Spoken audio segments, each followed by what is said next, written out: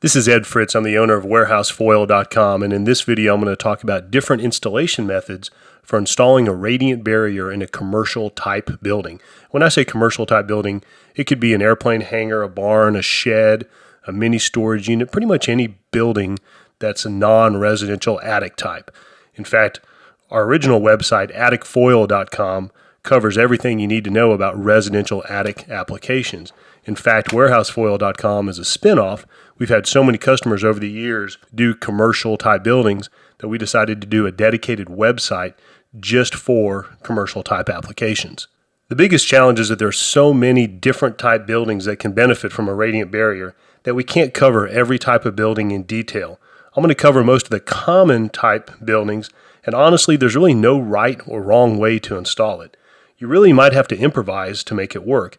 I apologize, but we don't have a lot of videos or pictures from customers, so if you have any questions, please send us an email or give us a call. Send us pictures of your building, and we will help you with a solution for installing warehouse foil in your building. Remember, this information is for non-conditioned or non-insulated buildings. These are buildings that are typically just a shell. They're usually either metal or wood or a flat warehouse type building.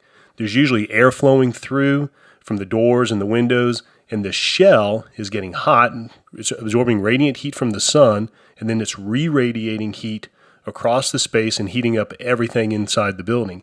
The main thing to remember is to just cover as much of the shell as possible.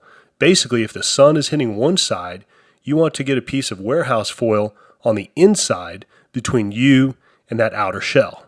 Here are some general rules to follow when installing warehouse foil. First, the more coverage, the better. Radiant barrier has a cumulative effect. Just like if you put a tree over half the building, it'll help. Same thing if you put radiant barrier over half the building, it'll help too. If the sun is hitting the outside of the building, you really want foil on the inside. Finally, it's okay if you have some gaps or cracks or small openings in the foil. Just remember, the more coverage, the better. Second, it does not have to be pretty or perfect. Just get the warehouse foil up. The heat doesn't care if the foil is a little crooked or wrinkled. Finally, let the air flow. You want air to flow freely through the building. Usually, air is going to come in the building through doors and windows and then exhaust through the top of the building through some type of exhaust vents. Most buildings can be categorized into one of three types.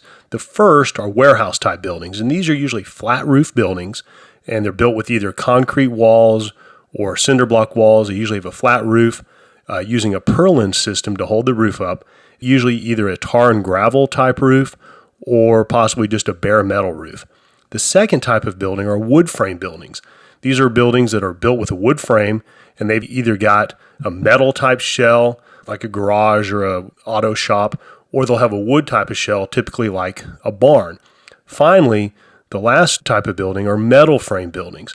These are buildings that are all metal framing, and they usually have an all metal exterior skin. In this video, I'm going to give just a brief summary on how to install warehouse foil in each type of building. You'll find complete information on how to install in the different type buildings at warehousefoil.com. For warehouse type buildings with purlins, you're generally going to run the warehouse foil between the purlins up and over the cross supports. Now, warehouse foil is available both in 48 and 60-inch wide rolls. Typically, purlins are on 60-inch or 5-foot centers, so the foil fits perfectly between the two purlins. All you have to do is bring the foil up and over the cross supports from one end of the building to the other. If you don't have cross supports, you can create your own. It's really easy. You can use wire or cord or packing, strapping, PVC pipe, 1x2 lumber, pretty much anything just to create something to hold the foil up. It doesn't weigh a whole lot, but it's super strong and durable. You just want to create a grid so the foil can go from one end to the other between the purlins. Wood frame buildings are probably the easiest to install warehouse foil in, both in the roof and in the walls.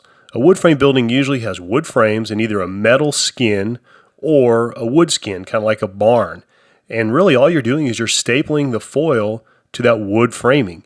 And you can either go horizontally or vertically. You can take the measurements and decide whatever's best for you. But really all you're looking for is you want a piece of foil inside the wood framing. So coming from the outside in, for example, you'll have the metal, you'll have an airspace, and then you'll have the foil. And ideally, you want that airspace to be vented. You want air to flow freely between the foil and the metal skin. If you have a dead airspace, that's fine. A ventilated airspace is a little better. We also have a product that's white on one side and foil on one side. So with that product, you would put the foil to the outside and you'd have a nice clean white interior. So you're reflecting the heat before it ever even gets into the building. Metal frame buildings are probably the hardest to install simply because you can't staple the warehouse foil into the metal. Now, if you've got a roof where the beams are dropped down a little bit, you can run the foil up and over the beams, basically between the beams and the roof, and that works great. If you don't have that option, you're going to have to get a little creative to figure out a way to attach the warehouse foil to the metal framing. Here are just some of the options, and we've had customers do all kinds of stuff to work. Probably the easiest way is to attach some type of board, either plywood or 1x2s, to the metal framing and just staple it. You can use glue, you can use screws, clamps, pretty much anything to get that wood to attach to the metal, and then you can staple it. We've also had people do what's called the sandwich method, where they'll take the foil, they'll put it up on the metal, and then take a strip of plywood and just screw it in and basically squeeze the foil between the wood strip and the metal. We've even had customers use magnets, get a bunch of magnets and hold it up into place. So pretty much you got to get creative on a metal building, but if you send us some pictures, we will be glad to offer you some suggestions on how to install warehouse foil. Like I mentioned earlier, there's really no right or wrong way to install warehouse foil in your commercial type building, and you might have to get a little creative to make it happen.